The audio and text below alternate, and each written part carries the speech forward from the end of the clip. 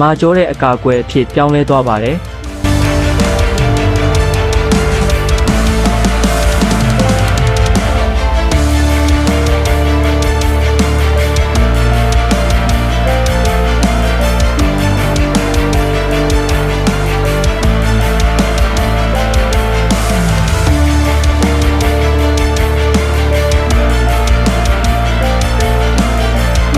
နှင်းဘီရှုနျူကလ িয়ার ဇီဝနှင့်ဓာတုကာကွယ်ရေးဝတ်စုံ